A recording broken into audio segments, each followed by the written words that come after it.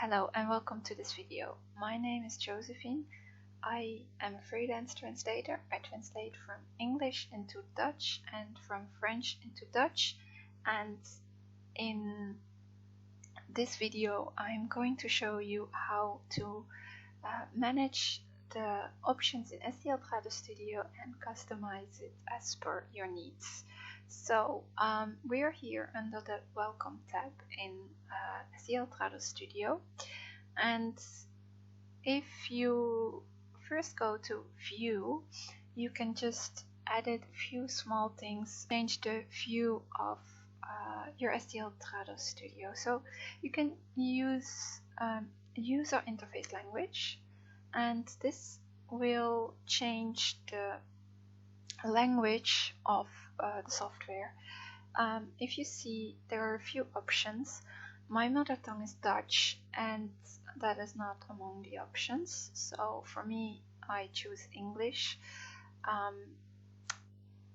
Obviously Dutch can be used for source or target material, but the text of the interface, such as this and all this, you can just put it in one of these languages. So I got it into English as a default, and that's fine for me.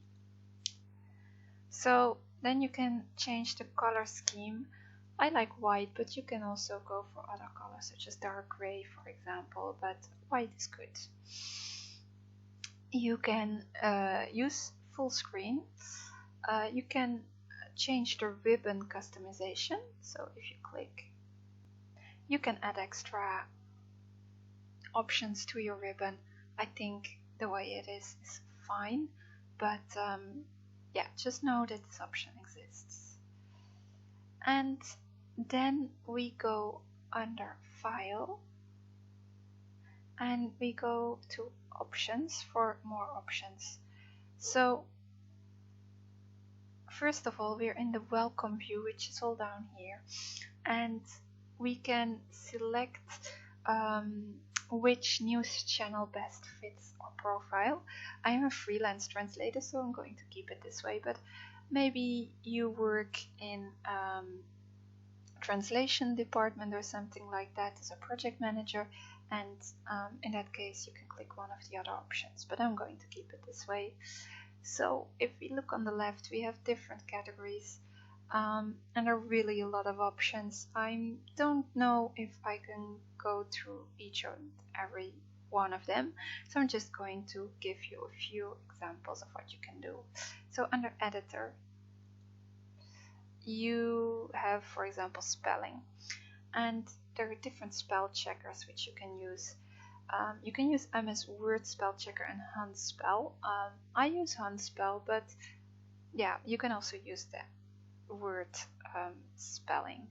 So here there are a few options which you can tick or enable depending on what you want. So for example, in your words with numbers, this can be useful, because otherwise you know, passwords and such, they will be corrected automatically. So if I go to autocorrect, these are things that will just automatically be corrected. I don't know why, but the target language is in English here, and my target language is Dutch, so that doesn't make any sense. I'm going to change this first. There are a lot of options, as you can see. So Dutch. Here you can just click different options. If, for example, you have two capital letters, that will automatically correct them. If you have mistakes that you often make, you can replace them with the right thing. For example, if I very often misspell the Dutch word sowieso, and I write it like this, but that's not okay. It's this actually. So then I can add that, for example. And there are other options which are there. These are just mistakes that are often being made in this changes them automatically. And then there are other things such as fonts that you can change and such. There's language, and here you can just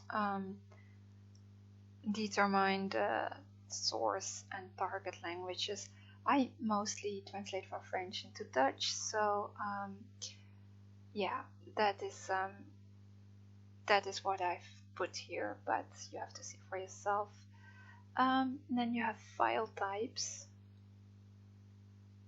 and there are a lot of types of files that you can upload. We're not going to go through all of them. I'm just going to show you, for example, Excel. Let's imagine that I have an Excel file to translate. If I go into Common, for example, you can see that you can have some options which are typical for Excel files. For example, you can include or exclude hidden content, such as columns or rows that are hidden. I prefer not to do that. That way I can, for example, for bilingual files, just hide what I don't want to see in Trados, so I'm going to keep it that way. You can, for example, include or exclude the headers and footers. This, I think, is a good thing to exclude as well, but it depends on the document, really. So I'm going down a little bit more, and here under verification you have, for example, the QA checker, and you have a lot of things that you can change. For example, numbers. For example, if there are numbers in the source file and you didn't put them in the right way in the target file, then Trados will pick up on these kind of errors if you tick these boxes, and there are a lot of things that you can see. There's also punctuation. This is a good one as well, to make sure that you have the same punctuation. If you work with Spanish, then you have these things which are also really useful. Let's go into language pairs then, and then all language pairs. And here you can just, as per the language pair, use translation memories and such. And then you have also keyboard shortcuts, which are really useful. Yeah, so you can customize all that. And I'm going back to the welcome view, and I'm going to click on OK. You can also click on cancel if you don't want to change the things you've changed. I'm going to click on OK. So here we are. I have shown you how to customize your SDL Trados Studio as per your needs.